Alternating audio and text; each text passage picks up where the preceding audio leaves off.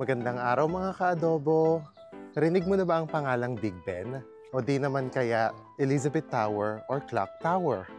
At ito naman ang Elizabeth Tower. Talaga ba? Tawag ko dyan Big Ben. Yes mga ka-adobo, ang tawag dyan ay Elizabeth Tower or Clock Tower at hindi Big Ben. Ano yung Big Ben? Ang Big Ben ay tumutukoy sa isa sa pinakamalaking bell sa loob ng Elizabeth Tower.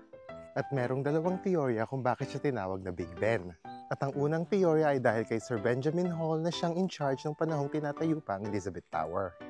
Bakit nga Big Ben? Noong 1800s, ang height ni Sir Benjamin Hall na 6'6" ay hindi pangkaraniwan. Kaya ang palayaw niya dati ay Big Ben. Ano yung pangalawang theory? Sinasabi ding ipinangalan nito kay Benjamin Conte na siyang heavyweight boxer nung panahong tinatayo pa ang Elizabeth Tower. At alam mo ba na nasa 13,760 kilograms ang bigat ng Big Ben? Kaya naman kasing bigat siya ng dalawang adult elephants. At ang tunog naman ng Big Ben ay sinimulang i-broadcast ng BBC noong panahong 1923. Kaya naman ang tunog ng bell na ito ay isa sa pinaka-famous na sound sa buong mundo.